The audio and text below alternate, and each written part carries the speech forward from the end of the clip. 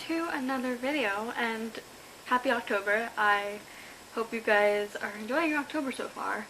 I am, as you can tell by the Halloween lights. But that being said, I wanted to give you guys sort of a writing update because I haven't done one in a while and I feel like it's time. I have been letting my book kind of simmer in my brain for the past 2 months, kind of giving time for my beta readers to kind of read it, but that being said, I'm still going. So first I thought it was just going to be 3 drafts, First draft was really bad, obviously, it's the first draft. First draft is never polished enough. Second draft was better because I changed a lot and really took the story where it needed to go, and I was very happy about that. Third draft was basically just edits of the second draft and kind of perfecting it, and that's what my beta readers are reading. But then my brain said to me maybe a few days ago, "You're ready." And why am I ready, you might ask?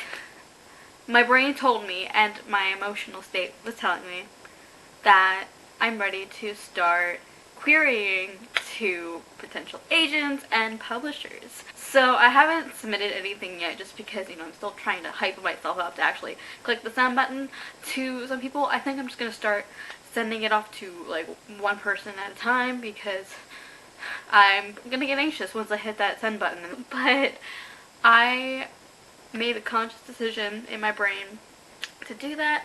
But in order to do that, I figured I would read over draft 3 and like kind of make a new document, not new document, but like a document, and kind of just read it over, fix some stuff, add some stuff, whatever. So before I did that, I was at like 68,800 something, I think. Oh, nope, I was not. I was at 68,653 words at the end of draft 3, which is what my beta readers are reading right now. But then we get to draft 4, and I called it draft 4 because, I had to read over it, like I made some edits to it and added some stuff and took away some stuff.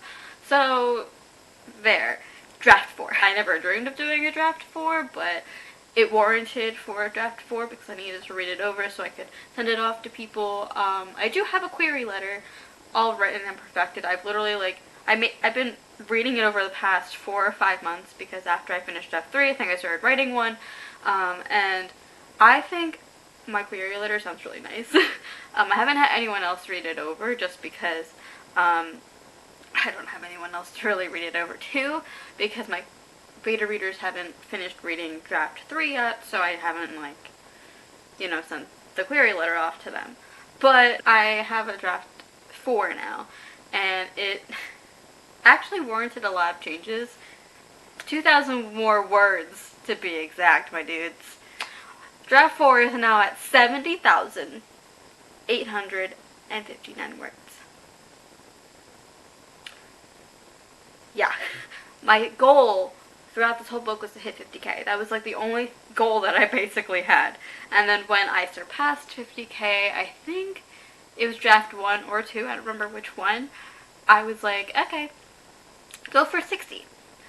And then now I'm at 70, and I was trying to kind of get to 70, 75, but the fact that I got to 70, I'm almost at 71, just really makes my heart happy. I know 70,000 words isn't a huge stretch from the last draft, but I was so close to 70k the last time and I just couldn't get there.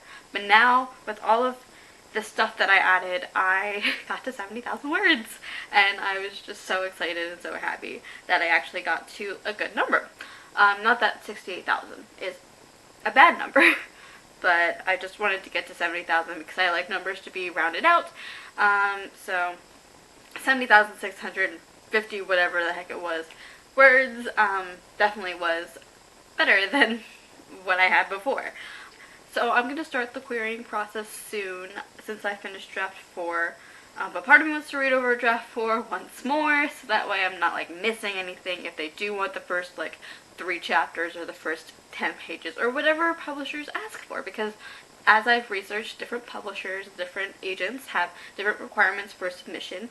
So I'm just kind of perfecting it, but I'm going to start off slow and I'm not going to like get ahead of myself. So I just want to start off with one, kind of dip my feet in a little bit, because I honestly don't want to like send it off to like 4 or 5 people and then have like everyone not get back to me, and then I'm like, oh shit, nobody likes my book and I'm sad. I just kind of want to send it off maybe once to one person once and see where that goes, and because I want this process to be kind of not as seamless as possible, but I want it to be as um, perfect as possible, so that way I'm not doing the wrong things. There's that. But also, I kind of want to announce this here because I had the revelation that this book will end up be into a duology. Now, where I'm going with the second book is beyond me, but I know it's going to be a duology just because where I ended the story, it's not done. It ends on a cliffhanger, and I know once people read it and they're going to be like, oh my god, this is a cliffhanger, like, I want more.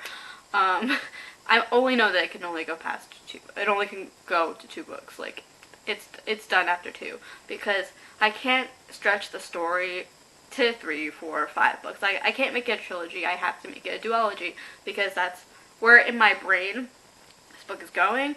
So, yeah. That's another thing that's happening, is it's going to be a duology instead of just a single book, which is actually pretty exciting because I've never actually attempted to start a second book before. In terms of this book, I've literally started this book I've been working on for like 3 years. Yeah, 3 years. This is going to be a duology. I've come to terms it's going to be a duology. Now, if the publishers let me have it be a duology, that's another question, because I know that sometimes they can control how many books you write. I mean, not really, but like, you know what I mean? Like, sometimes they'll be like, oh, make another one, if they think that another one's gonna happen. But in my brain, I think that it's a duology, and that's all it's ever going to be.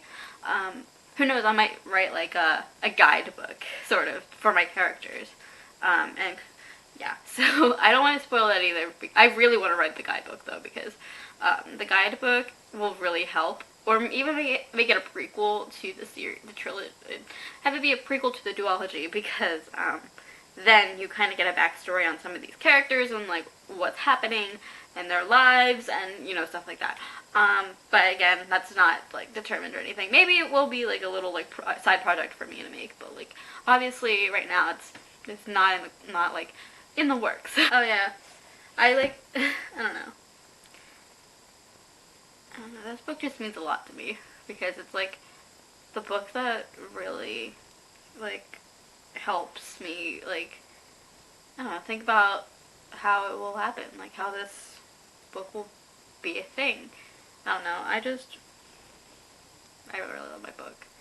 And I've tried multiple times to write something else, like, to like get away from this document and write something else. I would literally have like 10 or 11 chapters of something else, but like I'm not fully in love with it to like keep going. And I said this to my dad the other day. I was like, I have to find the will to like continue on with the story, because like sometimes I get bored when writing a book, and or writing even just like something in general, and I have to be fully in love with it to continue on with it. That's why this book, Sab, that's what it's called, Sab, that's why it works. That's why it works in my brain, and I know that once this is over, like once I write the second book and I like do those things, like I need to like get in the headspace of like writing something else, but obviously that's not gonna happen. As always, I'm gonna share you maybe 1 or 2 songs from the playlist, because it's a fun time. I love listening to this playlist. Like I just added a few more songs to this playlist actually, because they worked so well. I don't know if I've played some of these songs before, because you know, I just get so excited with some of these songs when it comes to like listening to music and writing my book, and I don't know. So I'm gonna find 1 or 2 songs that kind of are there for me right now with this book, and yeah.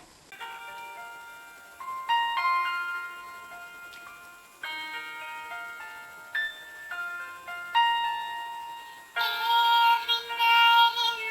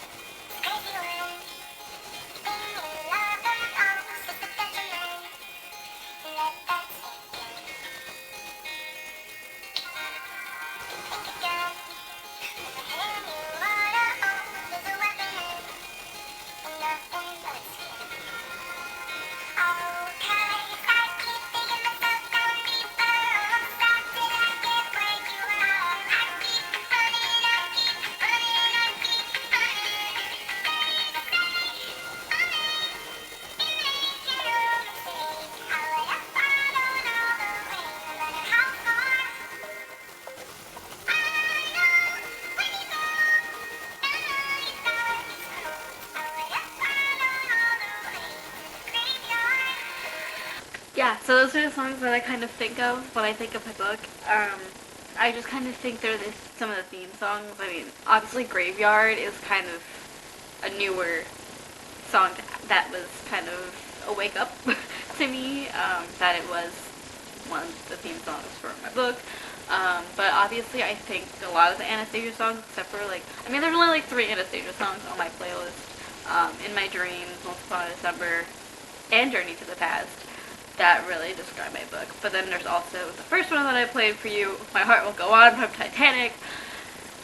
If you read my book, if you ever get the chance to read my book, you'll understand.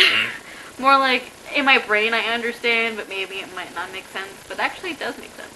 That didn't really make any sense in all honesty.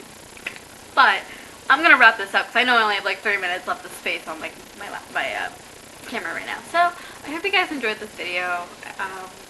My name is Olivia, you're on Bookish Brick, it's my channel, and I hope to see you soon in another video. Bye!